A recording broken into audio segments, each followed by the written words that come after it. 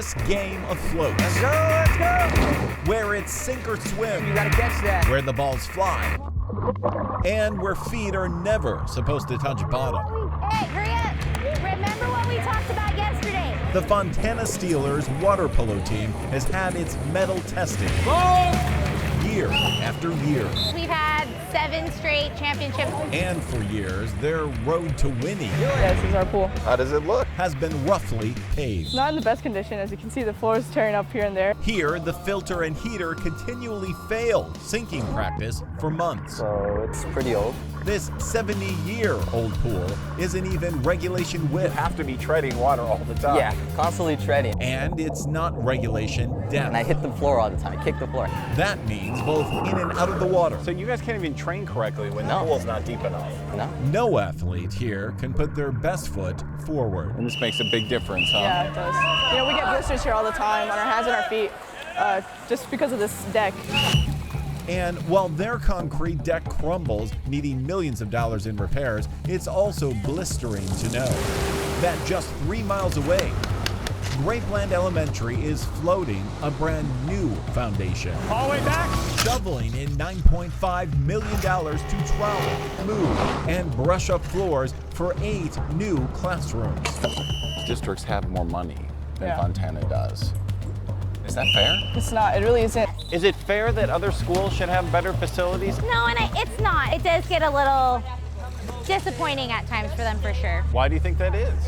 I don't know. The ball's away. To find out why, we looked at data from across the entire country and found out that Fontana Unified was only able to spend $454 per student on buildings, infrastructure, and facilities over the last 5 years, while neighboring Etiwanda School District was able to spend $1,361. That is 3 times as much.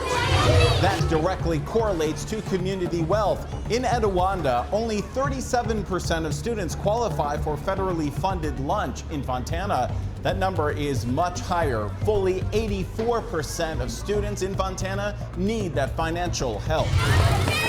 And it also correlates to race and ethnicity. In Etiwanda, about 54% of students are Black or Hispanic.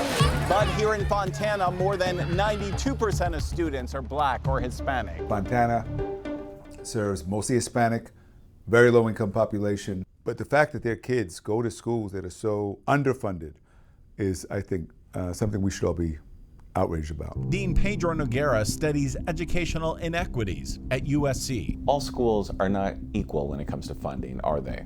No, they're not equal at all. In fact, our analysis shows across California, as the percentage of students who are Black or Hispanic goes up, the amount of school funding from the state actually goes down dramatically, from $263 per student to just $81. That's 3 times less money. Is that why we're seeing the disparity when it comes to funding as well?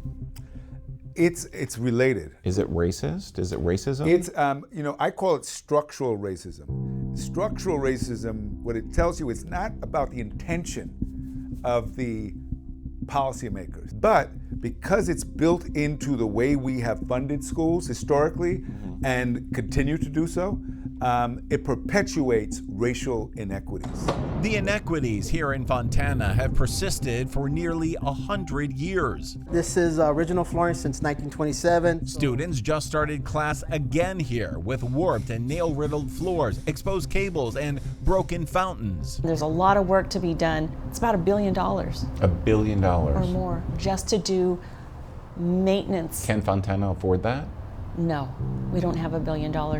No, not at all. And the high cost of maintaining their old buildings means new buildings like this $23 million operations center in Etiwanda are even further out of reach.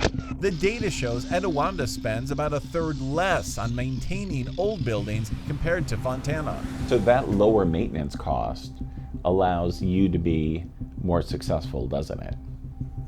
I believe so. That, teamed with developer money from growth and a greater ability to pass bond measures, keeps this construction going. There's no critical need right now, right? There's no one thing that you need right now going into the year. No.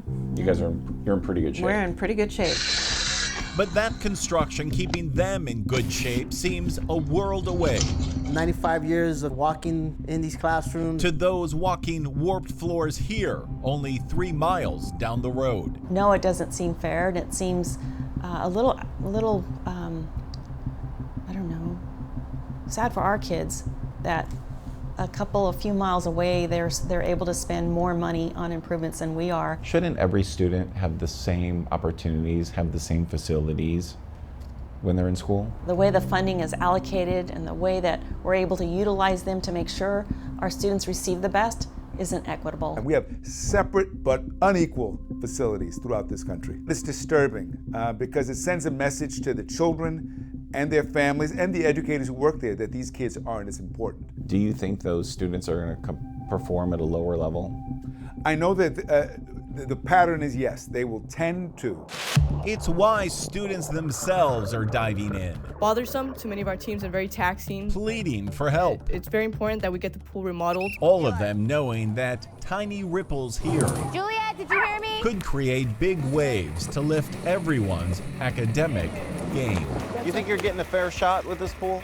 No, not as much. It does impact us. So this is impacting your grades Yes. and your future. Yes. It should be equal, It should. regardless of race, It should. regardless of ethnicity. They should have the equal opportunities as everybody else does.